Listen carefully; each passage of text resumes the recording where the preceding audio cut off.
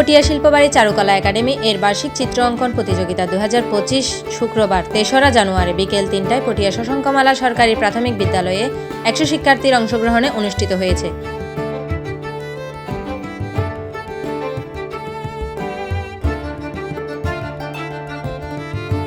বার্ষিক চিত্র অঙ্কন প্রতিযোগিতায় পরিদর্শন করেছেন পটিয়া প্রেস ক্লাবের সাধারণ সম্পাদক ও পটিয়া চট্টগ্রাম মঞ্চের সাংবাদিক আব্দুল হাকিম রানা, পটিয়া প্রেস ক্লাবের যুগ্ম সম্পাদক ও দৈনিক জনতার সাংবাদিক সেলিম চৌধুরী, দৈনিক মানবকণ্ঠের সাংবাদিক ওবায়দুল হক পিবলু সহ আরও অনেকে।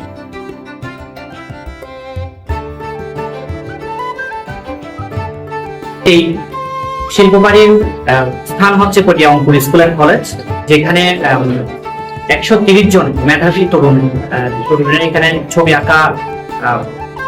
আঁকেন এবং আমাদের এই শিল্পবাড়ির উদ্দেশ্য হচ্ছে শিল্প হচ্ছে কর্মশক্তি, আর শিল্প বাড়িটা হচ্ছে যেখানে তরুণ মেধাবীরা একসাথে বসে তাদের রং পেন্সিল দিয়ে ইচ্ছে মতো যে ছবি আঁকে, তাদের রঙের নিজের মনের ইচ্ছে মতো ছবি আঁকে।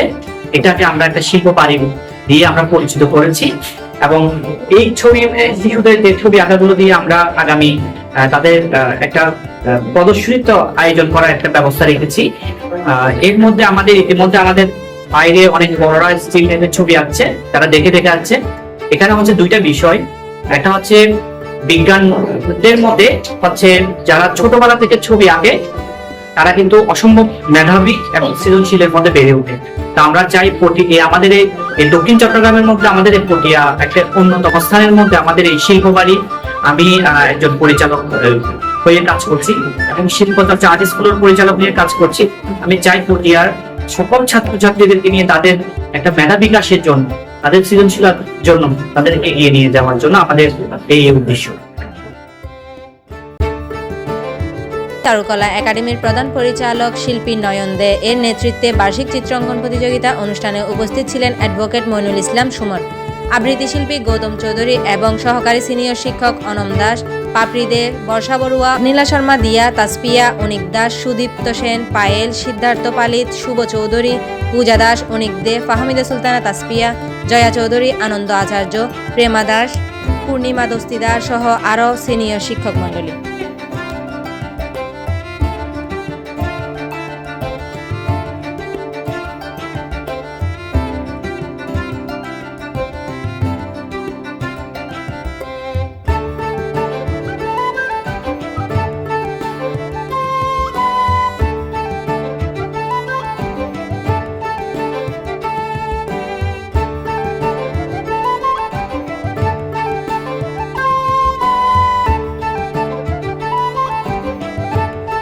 শিল্পবাড়ি কর্তৃক আয়োজিত একটি পরীক্ষা, প্রত্যেক বছরই এটা আয়োজন করা হবে এবং আজকে থেকেই শুরু হলো বলতে গেলে।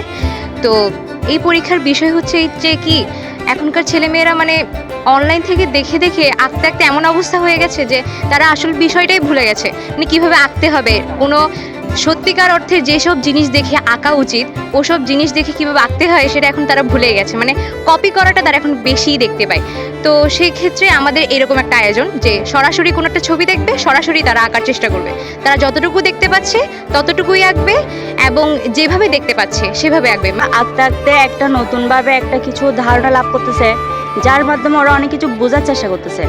আলো ছায়াটা হচ্ছে মেইন ওখানে। চিত্র এমন একটা জিনিস বা এমন একটা মাধ্যম যেটা আমাদের ভালো লাগা, খারাপ লাগা, আবেগ, অনুভূতি সবগুলোকে ক্যানভাস বা কাগজে ফুটিয়ে তোলে। আমাদের পটিয়াতে বলতে গেলে খুব ঐতিহ্য এবং নামকরা কিছু ব্যক্তি আছে, সেই সঙ্গে আমরা চেষ্টা করি সব কিছুর সাথে আমাদের সংস্কৃতি ধরে রাখতে।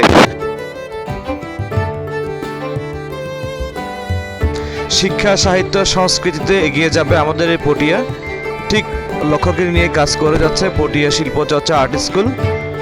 আজকে যারা এখানে পরীক্ষা দিতে এসছে, এই যে ছোট ছোট সোনামণিরা এত চমৎকারভাবে নিজেদেরকে উপস্থাপন করার চেষ্টা করছে ছবির আঁকুনির মাধ্যমে, আসলে এটা খুবই প্রয়োজন।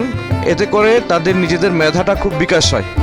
নিজের মেধার বিকাশের ক্ষেত্রে আমার মনে হয় এই যে এই আর্ট এই যে শিল্পকর্ম এগুলো অত্যন্ত দরকার। তো এই বিষয়গুলো ছোটবেলা থেকে যদি করা হয় তাহলে একসময় সে গিয়ে নিজেকে সেটা বিকশিত করতে পারে।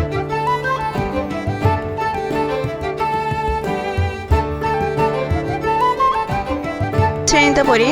আজকে আমি এখানে হচ্ছে যে এই যে স্কিল লাইফ, যেখানে হচ্ছে পাতা দিয়ে হচ্ছে যে একটা ফুলের টব এসব আঁকছি, যেটা হচ্ছে আমাদের বাস্তব অভিজ্ঞতার সম্মুখীন করে এবং অনেক কিছু শেখা যায় এতে।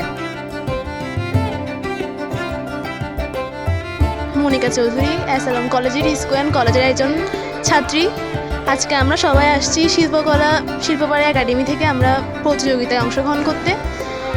অ্যাকচুয়ালি আমি করছিলাম একটা স্টিল লাইফ, যেটা আমরা বাস্তবে বসে দেখে আঁকছি। এই শিল্প হচ্ছে মানুষের এক ধরনের সম্পদ। এটাকে নিয়ে আমরা যতদিন ধরে বেঁচে থাকতে পারবো ততদিন এটাকে আমরা টিকিয়ে রাখতে পারবো বলে আমি মনে করি।